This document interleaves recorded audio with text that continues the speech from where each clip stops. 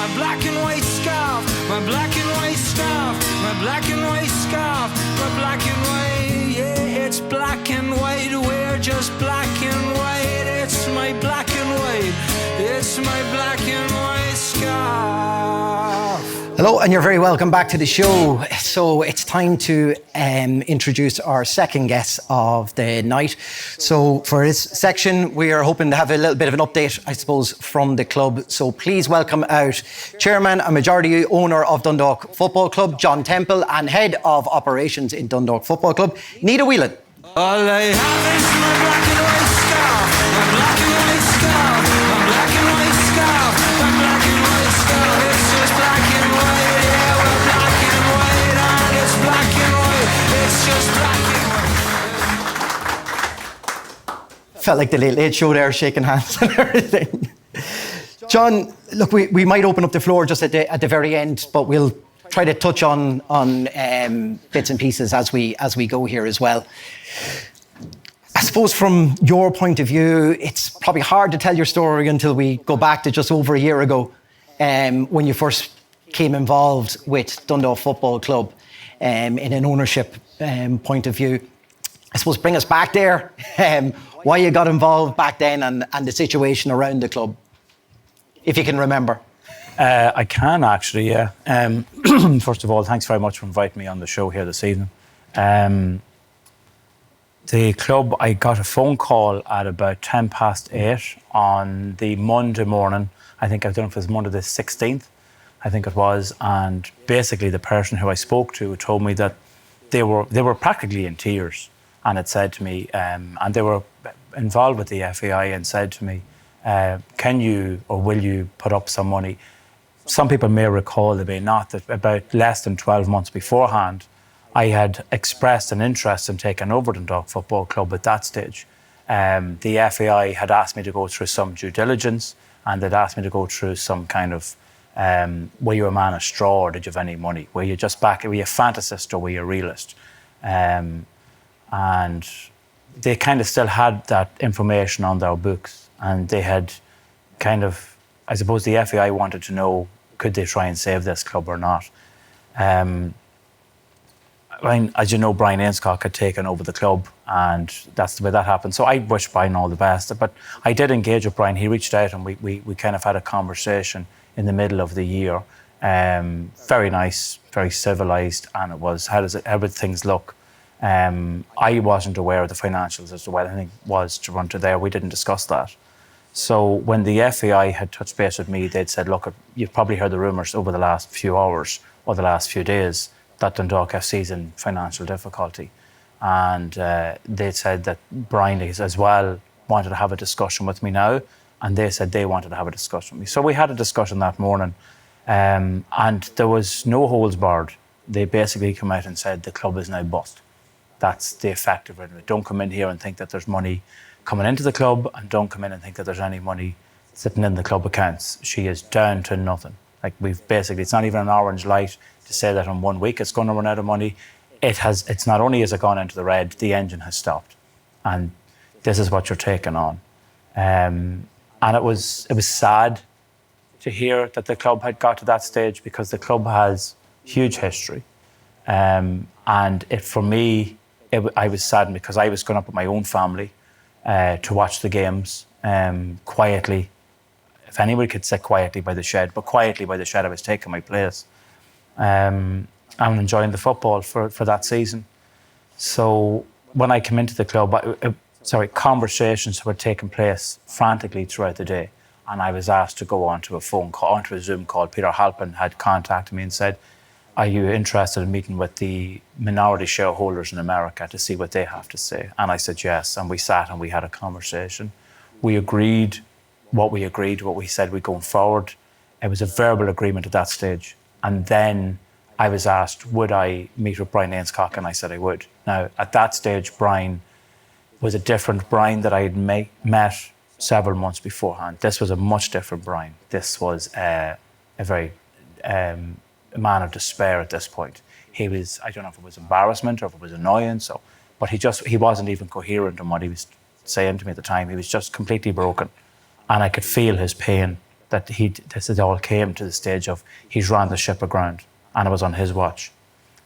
But we did have a discussion, and then Brian had said to me, look, the guys are happy for you to take over. Are you still willing to jump in? And I said yes. I said, yeah, look, I am willing to jump in. And we'd all agreed everything verbally. And then I go and talk to herself and my wife. And of course, there's war with that one. So, but at the time, there was nobody else, from what I understand, that had an interest in coming in. The League of Ireland is increasing its popularity, but it certainly was not at that stage a place where anyone was coming in and was walking out and saying, I'm after making 10 million. So it was something to consider. What are you going to get back out of it? But I am very much in the job that I'm in, and I see mental health is used quite a lot as to the reasons behind why people commit the acts that they do, why they lash out. I don't believe that there's badness in anybody. I believe that they commit bad acts. That's the jurisprudence inside me from learning that. So I do understand, but you often hear it said mental health has a big thing to do with it. And it's very important. Again, here tonight, the head in the game, it's a very important. We don't identify. There's not enough support services. Argument for a different time. But I know that people will come up to the club, and it was to help them with their mental health. And I've learned so much more over the last year. And Nita has been fantastic and introduced me to different groups and stuff that support those services. So I just couldn't see it close. I didn't want to see it close. I don't think anybody would want to see it closed. So the idea was, if I didn't pick up the gauntlet, who else is going to do it? Now everybody around Dundalk is a football fan, and everybody has an opinion on how the club should be run. And I wish I was able to give them everything they wanted. But unfortunately, there's an awful lot of constraint on what we can do as a club and what we can do as owners. As the current custodial of the club, it wasn't easy. The club, when I went in, the very first few hours I went in and I tried to transfer money into the accounts, only to discover that revenue had sucked it out overnight. Just money was, as soon as it was coming in, everybody just wanted money coming out.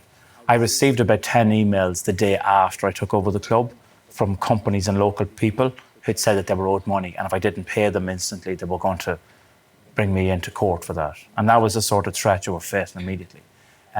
Bills that hadn't been paid in 2 years, I was being asked to clear them up within 2 days. It was very, very difficult to go out and face the players. I had to give them something to play for. So meeting with the club accountants and meeting with other external accountants and auditors, everybody had said to me, this thing is not viable. She's gone. You've came in and it's not good, like straight up. And I was like, fine. So how do we change that? And they were like, there is no changing. This club is done. She's cooked. She's gone. The fact of it now is that is to put it into administration, liquidate it, do whatever you want, do whatever its assets, sell off its memorabilia, finish up, and that's about it. And I just couldn't envisage that for the club. I said I didn't come in to do that this week, to close it down over the next 3 or 4 weeks. And the only alternative option they would give me was, well, if you want to put it into SCARP. Now, SCARP, as most people know, is a small companies arrears resolution process. Most people don't understand SCARP.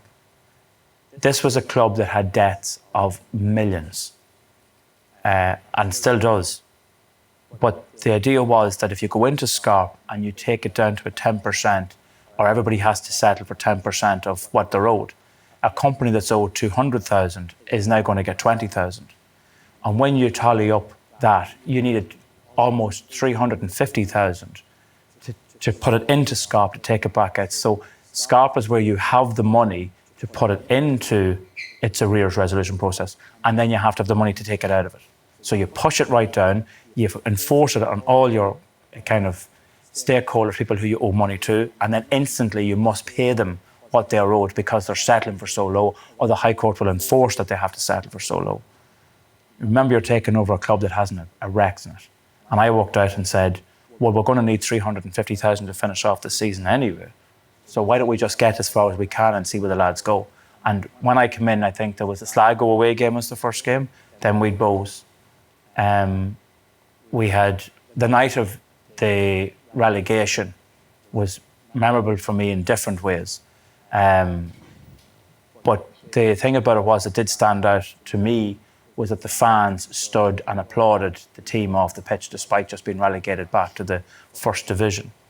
And when I went out, I could see that that the fan base was strong behind the team. And it's not about me, and it's not about you, and it's not about any of us.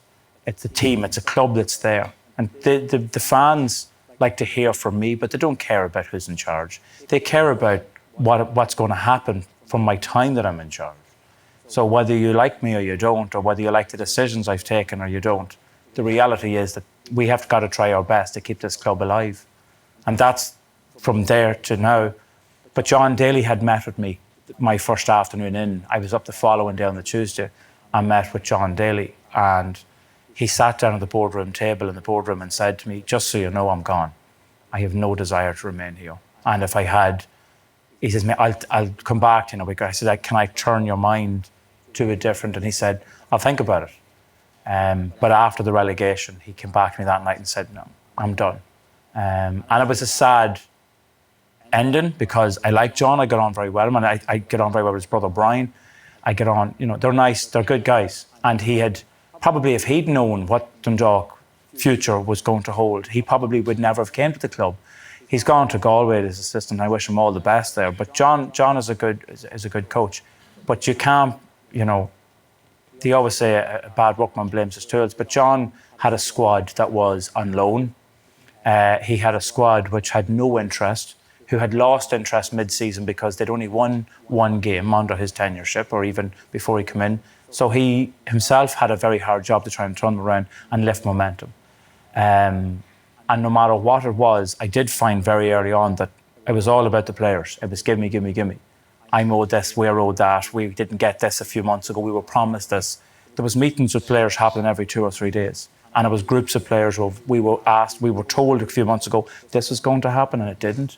So I was trying to keep the players on I'm doing what I can for you. I'm still paying your weekly wage. I'm also paying the debts of what was previously there. I'm trying to sort out where we are with the debt. And yet here you are coming, making all these demands of me. It was not easy. The first staff meeting was not easy. It was a tough meeting. Nita will tell you. Nita, look, you're in all of this. This is your first club, I suppose, that you're involved with, having been working with Peter in helping sports. I suppose your role as head of operations, it couldn't have been easy. Maybe outline just for everyone, just so everyone's aware as well, what that job title entails then. Yeah, so I suppose you alluded to it there. I came in initially with helping sports sponsorship and was doing the commercial side of Dundalk FC. And I suppose it's been 2 seasons, but it's a baptism of fire, and it feels like 10 years in 2 seasons. Incredible 2 seasons though, still, absolutely Dundalk FC has won my heart, and that is very much the support base and everyone that I luckily get to work with on a day-to-day basis. But in terms of operations, I suppose last season John's kind of brought you through what it was like. It was all hands on deck, it was shoulder to the wheel. So I sort of found myself from commercial into just everything and anything, and if there was any gaps, you filled in. And I suppose I appreciate John gave me the opportunity then to sort of lead on it, because we all were, and I suppose I represent a team like that is there and has been there for years. The girls in the office, Bernard Freeman, everyone that had been there, and then also you have your volunteers, and so I suppose my job is to very much work with what we had. Absolutely, it was really tough, but it was absolutely fulfilling and worthwhile. And you get to lift the cup there, it makes it so worthwhile, and it's so tangible in that way. You can really see sports is a unique business to work in, but it is so tangible when it's going well. You can see it, you feel you're part of it, and that's so amazing to see. And I suppose my job is in the different elements within that runs a football club. So you have everything from media to the front office, to the shop, to the bars, everything and anything, working with the volunteers, working with local communities, and that's a massive part of it. It's really important. It was a lean staff, a lot of us wore a lot of hats, and it's an incredible,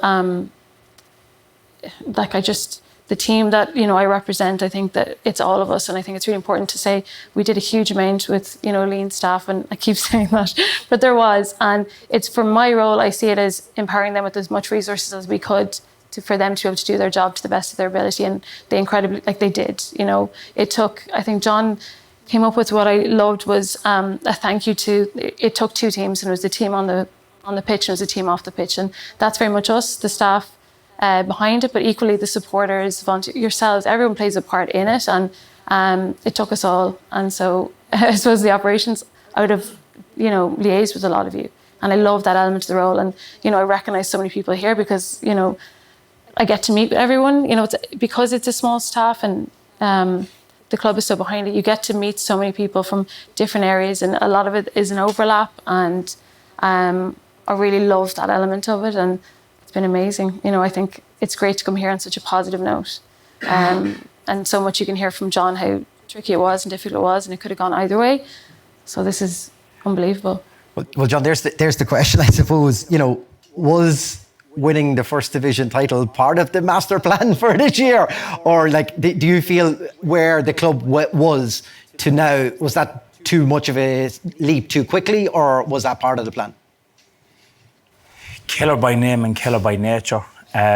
His expectations exceed everybody's, and he makes sure he's a workhorse, and he put the boys to their paces. He came over to me very early on in the season and said, "We're going to win this season." I said to him, "Right, fair enough. Whatever you think, you know. I'm still busy here with the revenue over here. You just do what you've got to do over there." But no, he came over and he was like, "We're going to win this season."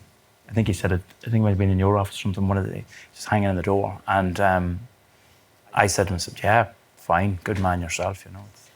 But he did, and he killed it. But he knew exactly what he wanted from the outset. And he did come in. We had a discussion. How Kieran came about was all funny and bizarre. But as I suppose, leading on from where we were with John Daly, he was gone. And then I had saw a post that Kieran Kilduff was not happy over in Athlone. So I'd phoned Peter Halpin straight away, and I said to him, "Kilduff?" And he goes, "Yeah. So what do you want to do?" And I said to him, "Get in touch with him. Let's find out if he's interested." I said, "Because we need a manager." And I don't know, I mean, I won't lie, I don't know all the managers in the League of Ireland. I couldn't tell you. People are coming up and saying, "Remember, he scored in 1992. No. I'm not a big, I could not confess to being the hugest soccer fan, you know, especially of the League of Ireland. I'm getting there because everybody's told me their whole life story about how they've been involved in the League of Ireland. And it is deep-rooted, and it's intertwined, although people always refer to it as a foreign sport and the GA is the homegrown sport. They do intertwine because up to a certain age, kids play, and there's that interest, and some families have all soccer and some have all Gaelic. But people do intertwine, and you do learn it's the interest in Irish sport and put together. So Kieran had a conversation with Peter, and then he had a second conversation, and Peter was reporting back to me as to how the conversations are going. And then I was that busy, I hadn't time to sit down to meet with Kieran, so I met with him in the forecourts. And we went to the restaurant in the forecourts and sat down, and on the back of a napkin we kind of drew out the map plan, what was going to be for the year. But he had it in his mindset. He says, "I'm not coming in with what's my budget." That's what he wanted to know. What was his budget? And then who does he answer to?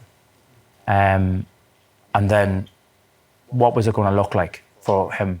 And I said to him, "You've got a complete blank canvas. You do what you want. I didn't choose one player, although I decided by the end of the contracts, I didn't pick one player.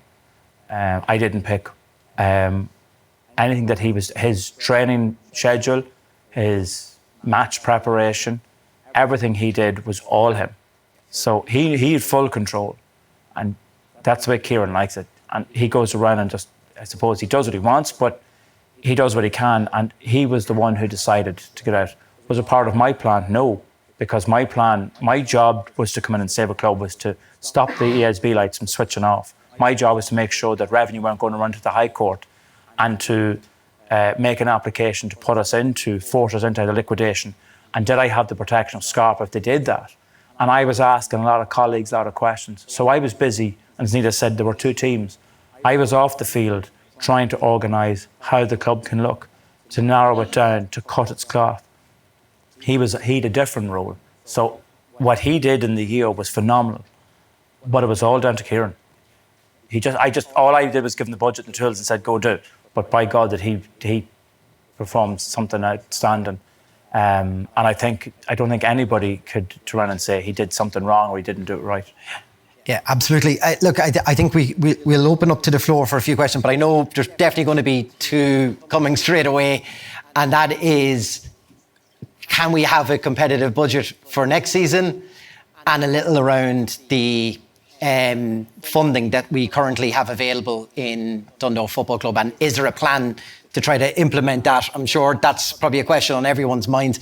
Do you want to answer that first before you go in? If that's all right. All right. So a competitive budget, we do have a competitive budget. We're still finalising it. It's going to be a lot. When I came in, there was a certain budget was being operated under the last Premier Division club. Kind of when I came in, there was a budget being operated.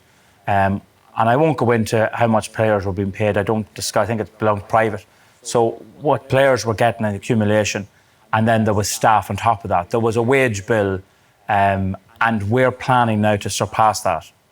So I think that will give you an indication as to how committed we are to taking the season forward and to be proper about this. But make no mistake, despite exceeding what was previously there last year, we cannot go back to the same system.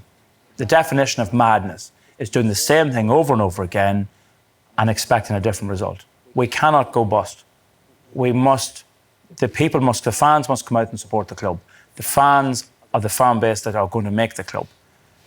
And if they want a club to be there, they're going to have to come out and support us more. What we had on the last night of the season, scurrying from the town, from everybody who wanted to buy seats in the stand, from people who've never been up all season, wanting to come to the club. We need that every single week to support the budget, because otherwise, if we could have a budget as high. I mean, I think Shamrock Rovers are on 70,000 a week roughly. That's what the rumour is. Pats are on about 60. They're in Europe. They're getting money. They're getting solidarity. They're getting UEFA money handed down to them in the millions. The FAI are struggling to. I don't even know when they're going to give me when we were supposed to get the prize money for 50,000. We've been got. Everything else has been handed to me by the FAI about the licence and stuff. But I still have yet to be given a date as to when I'm going to receive the 50,000 prize money that we got. It's probably going to arrive in February or March. It's probably going to be the start of next season before that comes through. And yet I'm under pressure as to know when the wages and when all this stuff is going. Wages have been paid up until the end of the season. And it's not just the end of the season, because we didn't know if we were going to be entering into playoffs, if we were going to be competing further on the FAI Cup. So contracts ran up until the end of November. And then in January 1st, the new contracts start in. So there's a lull of about 4 weeks of where we kind of take a short breather, and then we've got to go back in. And the budget is going to go from here to here. And it's not just, people seem to think that you just pay the players and that's it. To give you an example, we have to pay revenue about 25 to 32,000 euro each month, because you've got to pay a player's PAYE and PRSI. Now, we're estimating that if we were to work on a budget, just for example, and this is not where we're at, but just as an example, if we were to work on a 1.5 million euro budget for the next season, the 0.5 is all revenue. That's all revenue. And that's what, because you don't get that back. That's their contributions. And that's what professional sport does. So we have to get above that and beyond. So the more wages we put on players and the more demands we have on players, that's what's going to increase it. I want to set the tone, I suppose, here, is that last year we were in survival mode at the very, very end. We got through it. We weren't expecting to compete to the level that we did. We've surpassed it thanks to Kieran Kilduff. On the pitch, people like Nita and everybody on the staff off the pitch, under the direction we've done fantastic. But we're going up to the Premier Division level. We've lifted, this is fantastic for the club to lift this. In 364 days, we lifted this trophy. We weren't even relegated 1 year. We were just underneath it. So in less than a year, we were back to where we belong, of where everybody believes this is where Dundalk, with our history, with all our awards, with everything else. Remember, this was a team who, less than 6 years ago, was playing Arsenal in Europe. That's how far we were growing. And we can be there again. But please, I ask anyone to just bear with us, because we're building and rebuilding a club that was completely broken, from a club that wasn't there 12 months ago to where we are now. Our solidarity money is going to be very low. To give you an example, solidarity money comes from UEFA. And this year, I think we got about 130,000 we might have got. Next season, and even though we're going into the Premier Division, because we were in the First Division this season, we'll be lucky if we get 60 or 70,000. Okay. Yeah. And then all the other Premier Division teams, I suppose, get Well, they're going to get their bigger budget. They're going to get their bigger slice of the pie. their 200,000 back, and then some of them are in Europe and they're collecting millions. We can't compete. We cannot compete with that. It's a slow rebuild. But the fact is that if we stay up, and the whole thing is to get into the Premier Division, which we've done now, and to remain there for the following years, because the solidarity money will then roll in, and then we can start competing and building up better. And we've got to rebuild to where we are. We might just open the floor. If anyone should just raise their hand, if you have any questions, I suppose we can take it. We have a mic that'll go around if anyone has a question. I think there's one at the back here.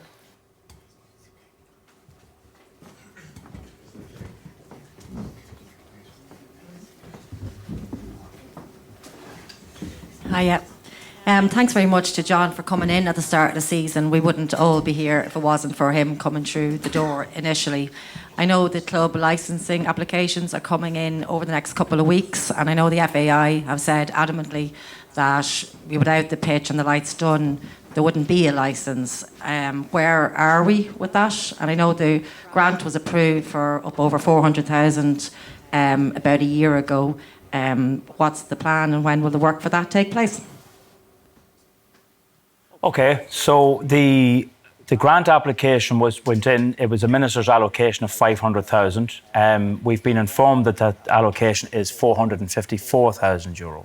That's what the end result. The thing with the Sports Capital Grant is that most grounds are owned by their owners.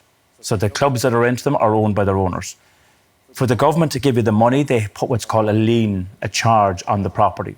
Oriel Park is very well known. It's not owned by Dundalk Football Club. It's owned by the Casey family.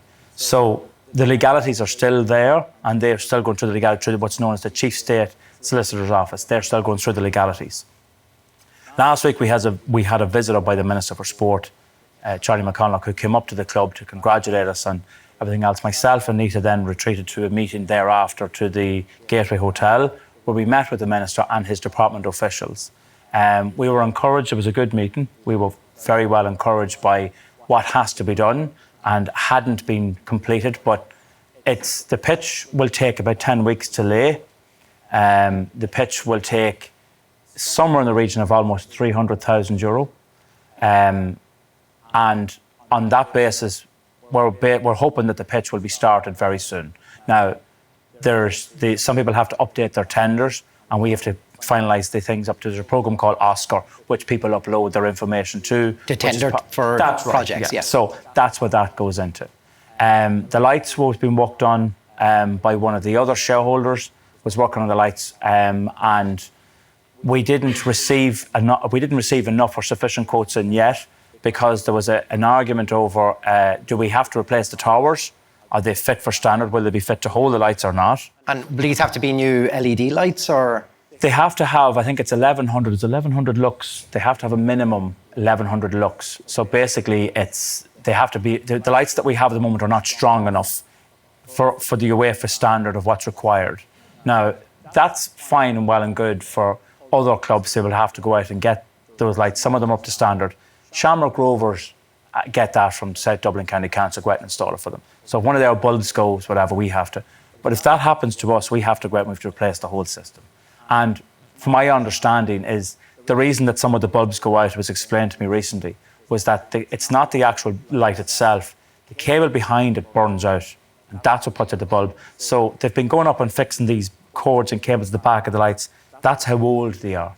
And I suppose one thing that annoys and frustrates me is that for years, this has been kicked off down the can, has been kicked off down the road. We've played European games at Oriel Park on the same lights, under the same lights that they've had since God knows when, 1967, maybe whenever the towers went up.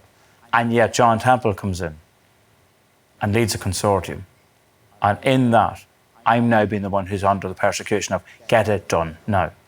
So to answer your question, Orla, we don't have a definitive date because no contracts have yet been signed for either lights or for the pitch, but we are on the trail of making it happen. And I don't think anybody has worked harder since we've won, more so than myself and Nita here beside me.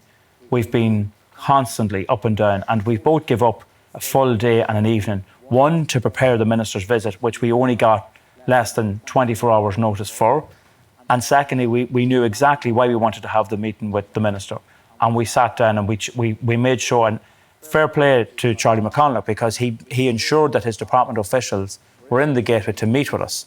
And what I liked about it was Charlie didn't turn around and just said, there you go, and he introduced us. He stood in the conversation, and then we sat there, and we got very encouraging information from them about how much they could allocate to us immediately for drawdown once we have the Chief State Solicitor's office. Now, there's a lot of work to happen there too, because again, who owns the property, who owns the land? There was an issue with Oriel Park because a previous owner had built the community centre, as we call it now, at the time it was referred to as the YDC, and there was legalities around registration and title deeds and everything still there. Oriel Dundalk Football Club are linked in for another 75 years, I think, to lease out of the Casey family. I won't be around. I don't know if anybody else will. Orla, you might be. I don't know. So, but that's where we are for at the moment. But it's not a prerequisition to us getting our licence. It will refer to how we can play on the day. So if we don't get the lights done, our kick-off time will be at 5 o'clock. The pitch has to be done to bring it up to Pro UEFA standard. So the pitch is going to get done. It's a matter of us when we can announce it and everything else. When contracts are signed, we will be making a public announcement. The lights can happen through a phased period, but we're trying to our best. But between the two of them, the lights will cost 180 to 200,000. The pitch will cost 300,000. That's 500,000. Our grant is for 454. We have to find the other 50,000 elsewhere. And yet, I'm also on a tight frame as well from the council allocation budget, because last Christmas I applied, filled in the funds myself, got all the quotations myself with Nita's help, and we went out and we submitted to the council, who gave us a grant of €69,000 to fix up the bathrooms. They've been down and they've taken all the photographs of everything they have. Again, they put a lien on the property and say, in case you take everything, all the fixtures and fittings away tomorrow after we give you the cheque and you reinstall back in the old things, which was never going to happen. But we have a problem with Oriel Park in that the sewers and the sewerage outside is blocked, and has been blocked for years. And I'm trying to get that sorted, but I have to spend that money quickly to get it in the off-season. So now you've got 50,000 and you've got 69,000, well 70,000 would say. That's 120,000 more off the season to try and get that in there now. And we won't be selling any season tickets, any jerseys just anytime soon. We hope to in the next few weeks. But that's where I'm talking about. I need the local businesses and as well as the supporters to, when you see the stuff up for sale, go and buy it. Because it's that difference that we have to do. And just to be clear, people are always trying to complain about the price of a jersey. We have to pay the VAT on every item we sell. So if you buy a jersey, we've got to pay revenue 23% of it. So it's not all going to the club. John, it's clear that there are big, financial pressures on you because it's just a step up to go to the Premiership. And as you said there's gaps in the funding. Would it be prudent to open the club up to some more investment at this time? Yes. Is that something you're open to? Absolutely, I always am. Yeah. But I've met with a lot of people over the last year. We met with a company in America who'd buy football clubs and go into it and stuff. Met with them. But suppose, estimation value of Dundalk Football Club is not reflective of what we think it's worth. And there's been other people who have come in, basically, you know, they're headers. That's the best. To relate locally to Dundalk, they're headers. They've came in and one fella wanted to take it over and pay us over a period of time. He wanted us to, the Americans work on this thing called sweat equity.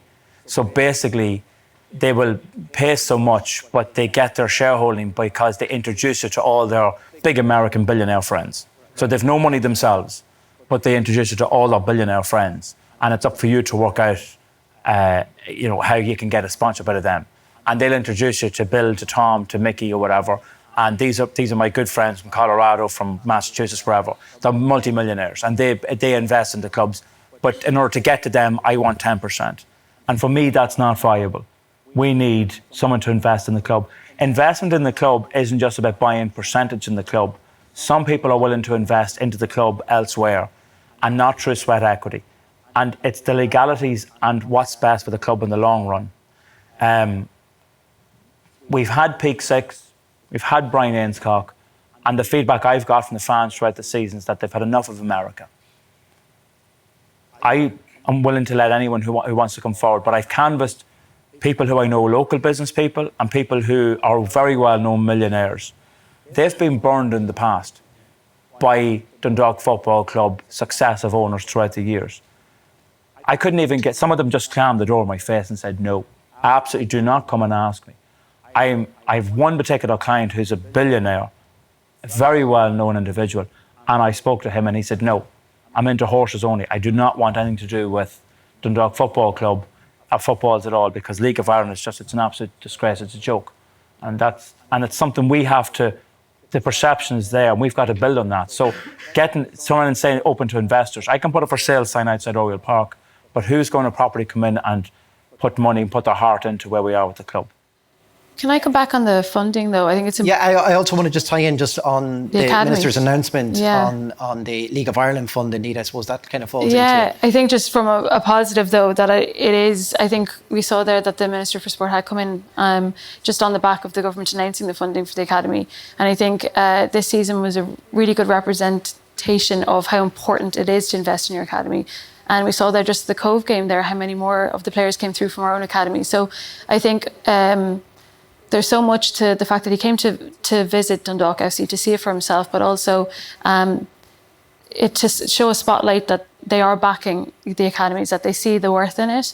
And I think for him to see it from our perspective of, you know, look how much we've achieved with, you know, and we're one of many clubs that facilities need investment, coaches, you know, some of them give up all their free time, and it's, you know, they're going from Kerry to Mayo on the weekends, they work full-time jobs, they have kids, they have families, and with a little bit of help, and it's looking at bringing in those 3 full-time staff, you know, it gives everyone a bit of a lift. And it's really important from grassroots to academy to everything, you know, you all see it.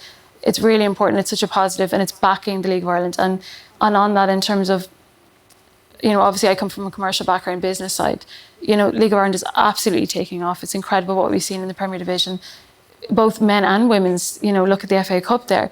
We're lucky in that business and local business has been exceptional. You know, there has been a lot of burnt bridges maybe, absolutely, but they have come back in their throngs. That's through supporters, through footfall. Look at the last game where we lifted the trophy. We hope to see that all again in next season. That's what we expect, hopefully. But local business equally, the partnership, the sponsorship, there's been ones that have been there for years, but so much that are looking to come on board. And they see it both in standing alongside us in terms of alignment, which we love, but equally they see how the League of Ireland is taking off and they want to be part of that. So, you know, that's a huge positive plus for us. So the funding from the government, hopefully, you know, there'll be more as it comes, and that's been massive. Yeah, look, I think we could probably be here all night and come back and forth and trying to get an idea where we are. We're a wee bit tight for time. We still have Kieran and Owen and everything to come later on. So we might leave it there, but it might be something we can come back to maybe on another podcast, another show, another time, if that's okay with you guys. And maybe another opportunity to kind of update the fans and that as well on where we are and on the kind of particular projects that you guys have mentioned.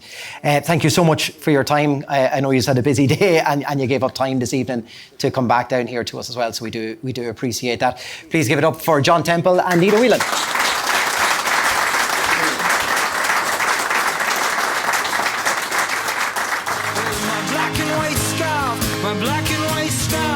black and white scarf, my black and white, yeah, it's black and white. We're just black and white. It's my black and white.